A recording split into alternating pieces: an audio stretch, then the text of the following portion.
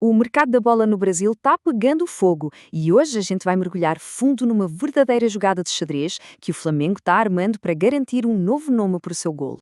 Então, para a gente entender direitinho essa história, vamos passar por alguns pontos. Primeiro, porque o Flamengo precisa de um guarda-redes. Depois, quem eles querem? Qual é o grande obstáculo no caminho?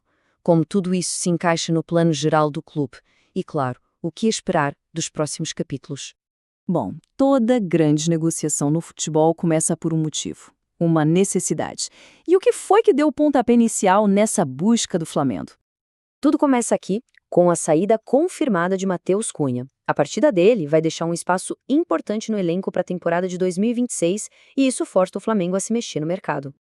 E esse pré-contrato significa que não tem mais volta. A saída dele é uma certeza. Isso bota uma pressão danada na diretoria do Flamengo, que precisa encontrar um substituto à altura e, de preferência, para ontem. Ok, com uma vaga aberta, para onde o Flamengo olhou? Eles não estão atirando para todo lado, não. Pelo contrário, existe um nome bem específico no topo da lista de desejos. O alvo tem nome e sobrenome: Gabriel Brazão. Mas afinal, quem é esse guarda-redes de 25 anos? E por que um gigante como o Flamengo definiu ele como a prioridade número 1?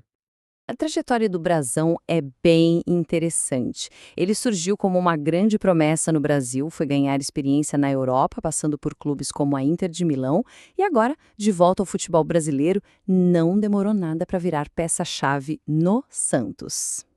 E aqui tem um detalhe que, olha, muda tudo. O Flamengo já tem um acerto com o jogador. Isso mostra que o interesse é muito sério e dá ao clube uma vantagem enorme para começar a negociação. Só que ter o sim do jogador é só metade do caminho. A outra metade, que costuma ser a mais complicada, é convencer o clube dele, o Santos. E é aí que a coisa começa a pegar.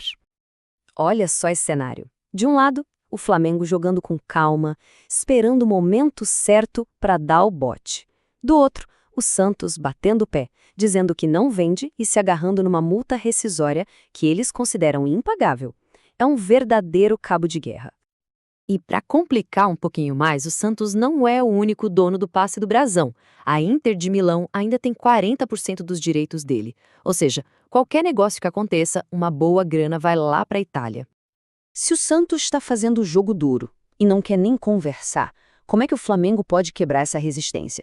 Será que tem algum fator externo que pode virar essa mesa? A grande carta na manga do Flamengo é justamente essa, a briga do Santos contra o rebaixamento. Uma eventual queda para a Série B seria um baque financeiro gigantesco para o clube, o que poderia enfraquecer muito a posição deles e, quem sabe, forçar a venda de seus principais ativos, incluindo o Brasão. Mas essa possível contratação do Brasão não é um movimento isolado, viu? Ela faz parte de uma reorganização maior que o Flamengo está planeando para a posição do guarda-redes. É uma peça num quebra-cabeça bem maior. Vamos dar uma olhada no cenário completo. O Cunha está de saída, o que abre a vaga.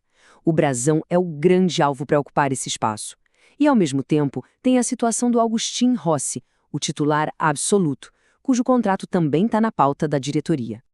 Pois é um equilíbrio delicado. Ao mesmo tempo em que planeja o futuro com o Brasão, o Flamengo precisa cuidar do presente. E isso significa valorizar ao Rossi, que é um dos melhores jogadores do time, mas que tem um salário considerado defasado. Certo, com todas essas peças se movendo no tabuleiro, o que a gente precisa ficar de olho nos próximos meses? Quais são os passos decisivos que vão definir o rumo dessa história? O cronograma é bem claro e depende basicamente do fim do campeonato. Primeiro, a bola tem que parar de rolar. Depois, a gente vai saber o destino do Santos, se fica na Série A ou não. E só então, com esse cenário definido, é que o Flamengo deve fazer uma proposta oficial. Tudo depende disso. E no fim, tudo se resume a uma questão bem provocadora. O futuro de um clube gigante como o Flamengo pode ser diretamente impactado ou até mesmo construído a partir da possível desgraça de um rival?